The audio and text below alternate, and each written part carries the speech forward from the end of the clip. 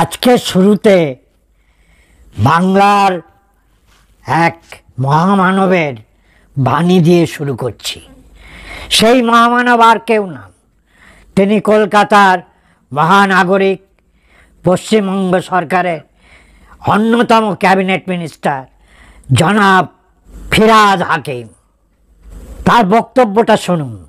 যারা দুর্ভাগ্য নিয়ে জন্মেছে, যারা ইসলাম নিয়ে জন্মায়নি, তাদের দাওয়াত ইসলাম অর্থাৎ ইসলামের দাওয়াত দিয়ে তাদের মধ্যে নিয়ত ঈমান নিয়ে আসলে এটা আল্লাহ তাআলাকে খুশি করা হবে, আমাদের ইসলামের রাস্তা।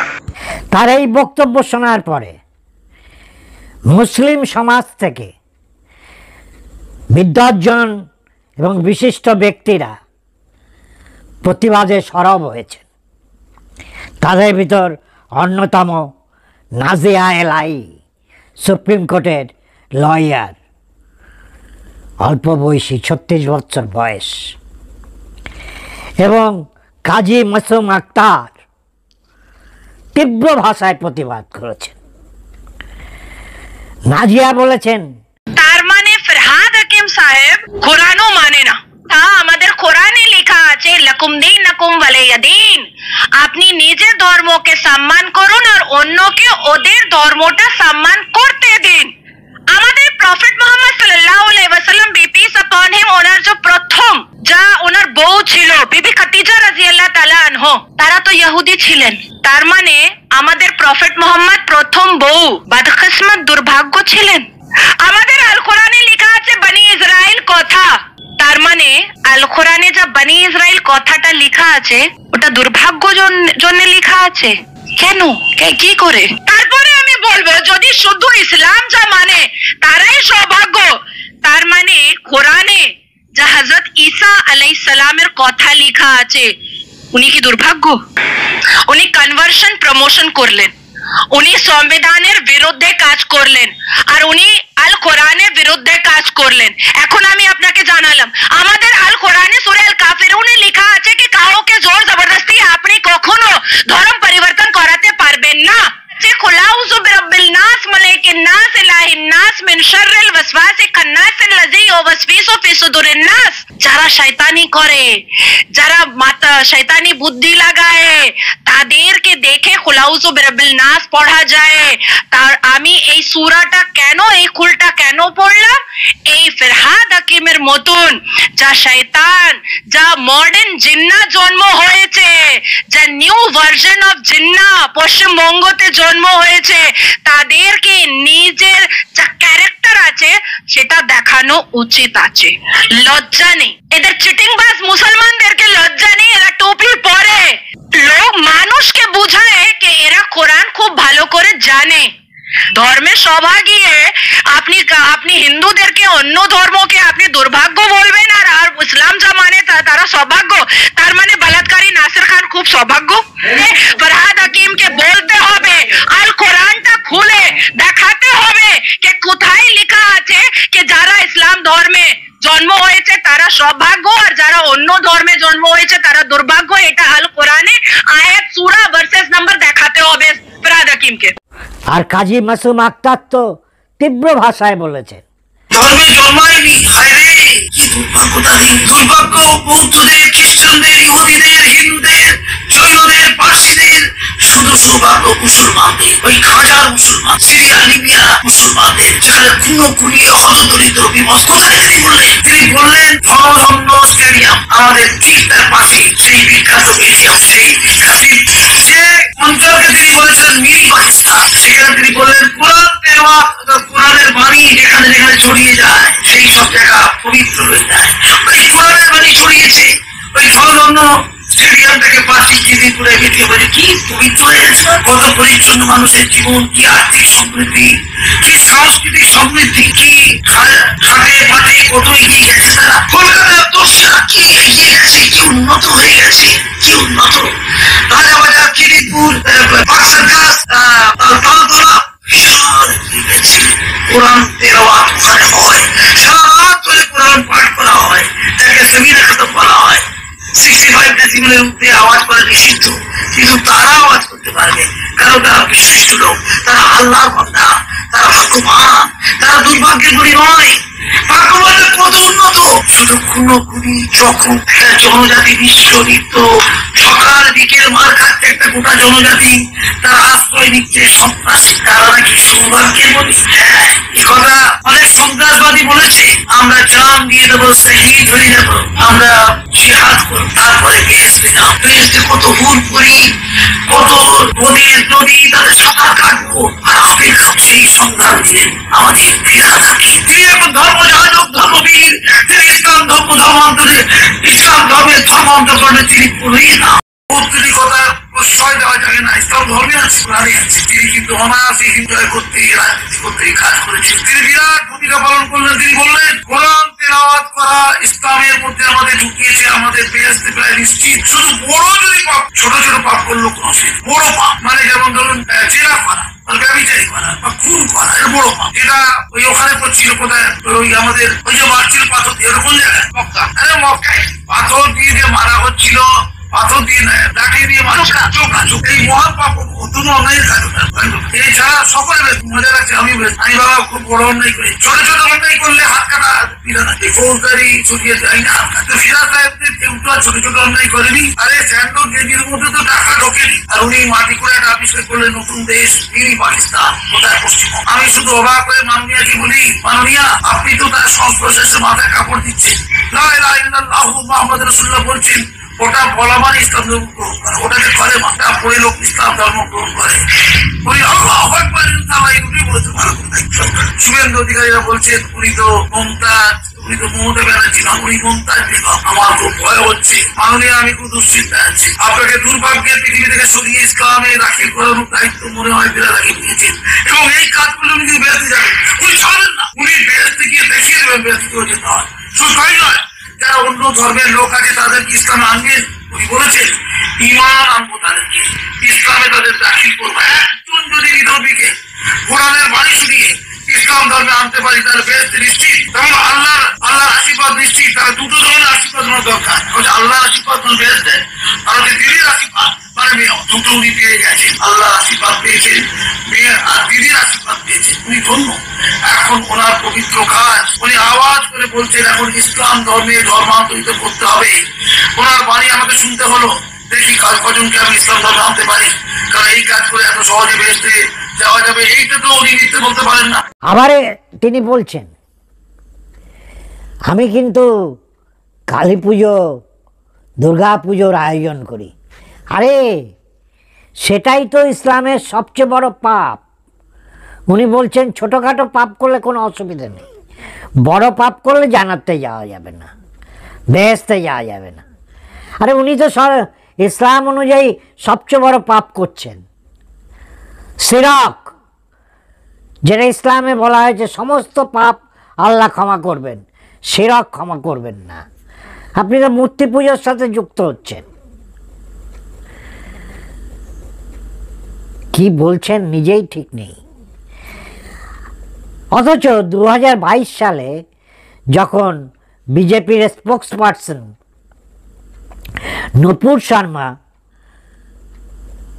প্রফেট মোহাম্মদের সম্বন্ধে কিছু ঐতিহাসিক তথ্য দিয়েছিল, তিনি নিন্দাবন্ধ কিছু করেননি।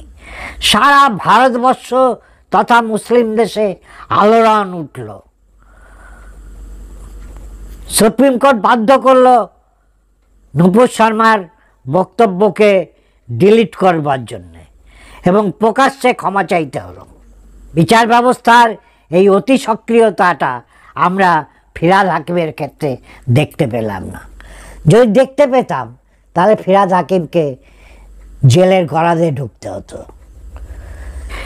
অথচ ভারতবর্ষ একমাত্র দেশ যেখানে সংখ্যাগরিষ্ঠ হিন্দুদের বাস, সেখানে তিনি সেই সংখ্যাগরিষ্ঠ 75% মানুষকে বলছেন তারা দুর্ভাগা, তারা দুর্ভাগ্য নিয়ে জন্মগ্রহণ করেছেন, কেননা তারা ইসলাম ধর্মে বা ইসলাম পরিবারে জন্মগ্রহণ করেননি।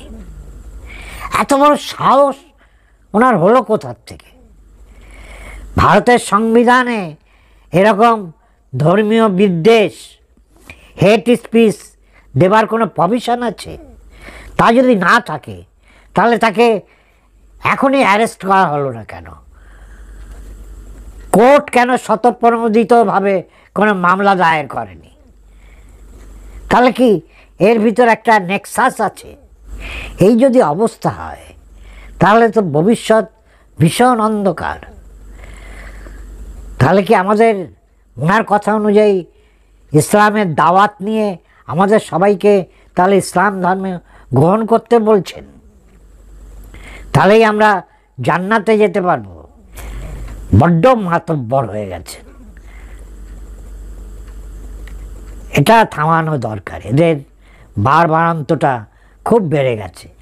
মাননীয় ফিয়াদ সাহেবকে আমার একটা ছোট্ট খুব সহজ প্রশ্ন। আচ্ছা, সপ্তম শতকের আগে তাহলে কেউ ভাগ্যবান ছিল না, সবাই অভিশপ্ত ছিল। তার কারণ ইসলামের জন্মই হয়েছে সপ্তম শতকে।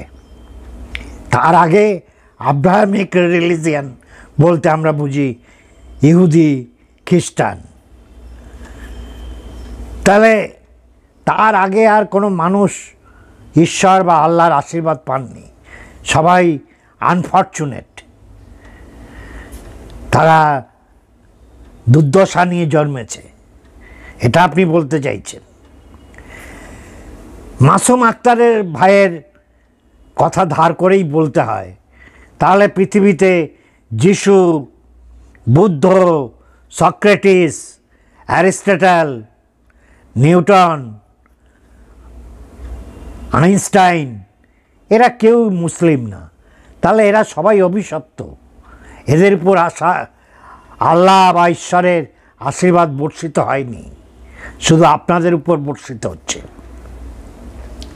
আপনারা তো সেদিন এলেন সপ্তম শতকে, আর আপনাদের ইতিহাস তো সবই হচ্ছে কনভার্টেড। কেউ 200 বছর আগে, কেউ 100 বছর আগে, কেউ 500 বছর আগে। সবাই অতীত তো হয় হিন্দু, নয় জৈন, নয় বুদ্ধ, নয় খ্রিস্টান। আপনারা তো সব কনভার্টেড। এসব বলে ধর্মীয় বিদ্বেষ বিষ ছড়াবেন না, দাঙ্গা বাঁধাবেন না। আরেকজন আছেন বিরাট পণ্ডিত, বুদ্ধিজীবী, অর্থনীতিবিদ, নোবেল পুরস্কার জয়ী অমর্ত্য সেন। তিনি বৎসরের বেশিরভাগ সময় বিদেশে থাকেন।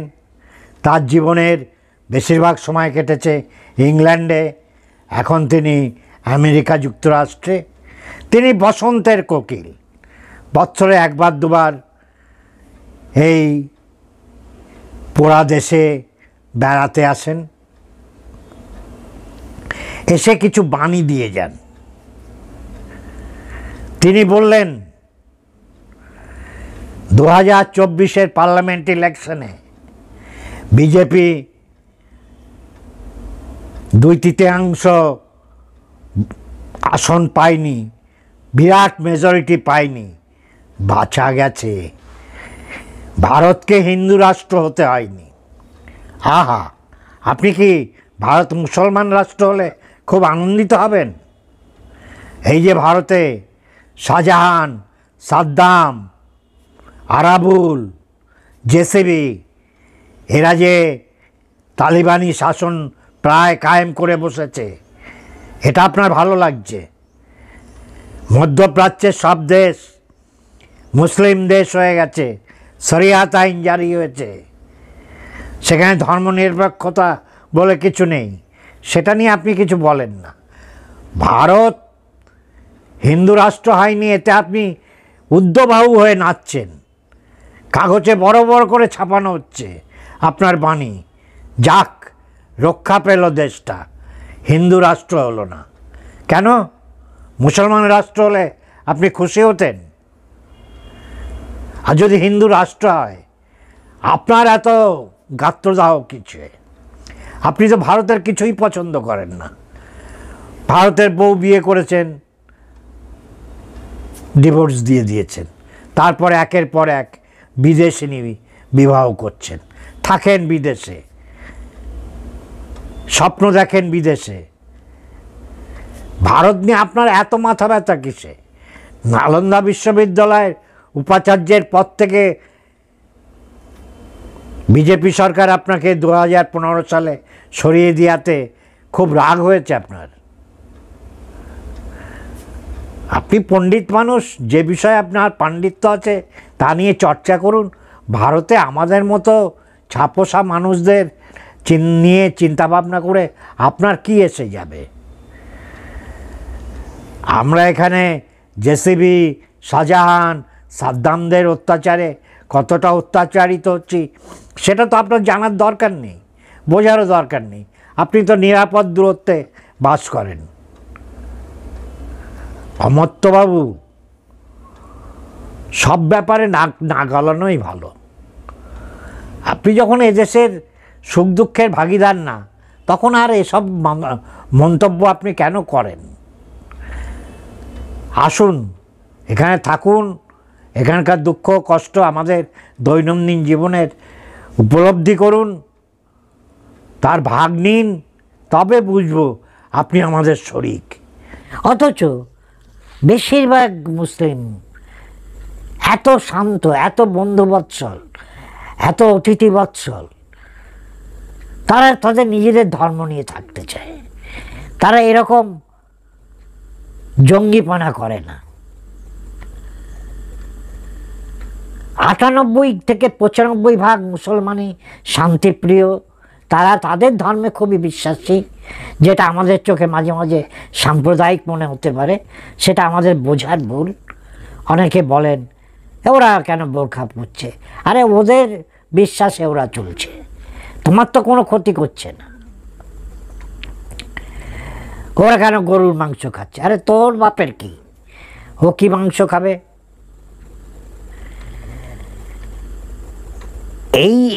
এই হচ্ছে আসল মুসলমান। এই 95% মুসলমানই খাঁটি মুসলমান। এটা আমাদের ভাবার সময় এসেছে। আমরা কি চুপচাপ সব শুনে যাব, চুপচাপ দেখে যাব, এর প্রতিবাদ করব না? আজকে প্রতিবাদ করার সময় এসেছে। ফিরহাদ হাকিমকে জেলে যেতে হবে, এটাই আমাদের দাবি।